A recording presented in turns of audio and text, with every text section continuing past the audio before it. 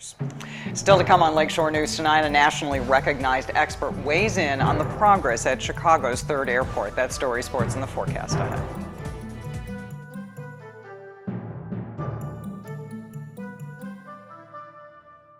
For decades, the Gary Airport has worked to improve its facilities to become Chicago's third airport. Progress has been made, but it has happened in fits and starts. In the last few years, efforts to lengthen the airport's main runway have moved rapidly, but the discovery of polluted wetlands has stalled further expansion for at least a year.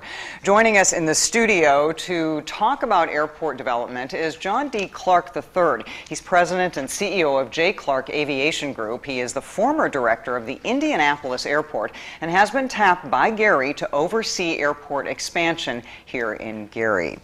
And John, first of all, the pollution find. That was really a huge setback because people felt like we were finally moving forward. Yes. How bad is this, and how long do you think it'll take? Well, we have been working now with all the agencies, and the projected date now to complete the project is September 2014. I have to believe that as that project was moving forward, there had to be some level of anticipation. However, nobody could actually determine what the impacts would be until you actually get in the dirt. And that's what has occurred, is now that the project is really in the dirt and these discoveries are being found, it's how do you go about mitigating it or taking care of the contamination and pollution. We were talking before you came out here, and I asked you, we say Chicago's third airport, Yes. and frankly, I would prefer to keep the Gary name on it first, but we want the airport used. Why have we not gotten to that level? It just seems amazing to me. This airport is there for the taking. There's transportation all around it. It's so closely tied to Chicago. Yes. The airport has every opportunity to really be that third commercial service airport. The big challenge is, as long as those rail cars are there, it creates an obstruction to how the aircraft fly in and out. And unfortunately, the airlines can't build a schedule around when a train is going to be on the tracks. And that is at the point in time that the height restrictions come into effect. And for an airline, that means they have to take a penalty, reduce fuel, reduce passenger. And when you really boil it down, it hurts the economics of operating at Gary.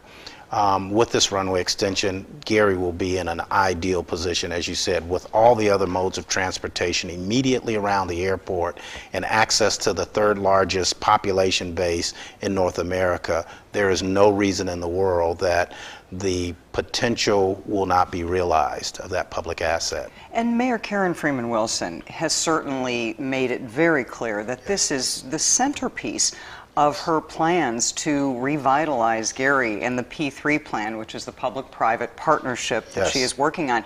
Is this going to stall that, though? Because I think that's the concern, that that this being put on hold is going to stop the private investors from looking this way. I would tell you, no, it will not. I believe that the market will respond to the solicitation for private investment and private operation of the airport. And it's not a privatization of the airport. It is joining forces, bringing the strength of the private sector into the operation and development of the airport and capitalizing on the strength of local government. Bringing those two entities together, I think, is the best way forward. And as you said, with the mayor's vision of using transportation and logistics as one of the key pieces of driving economic development, we're very encouraged by the responses that we're getting to the solicitation process. You've had a lot of, not you, but the airport has had a lot of naysayers that don't bring in the private partnerships. They're going to take money from the city. But explain the difference. We were talking about this before, that a private partnership brings to the actual facilitation of running a business, the operations. Yes. In this case, with a private company coming in, because the ideal is that they're going to actually invest capital dollars, real money, and ask the government to invest little. With that, there's the motivation from a private company, which says, I need to make money on my money, which in this case is very good for the community because that's going to push activity.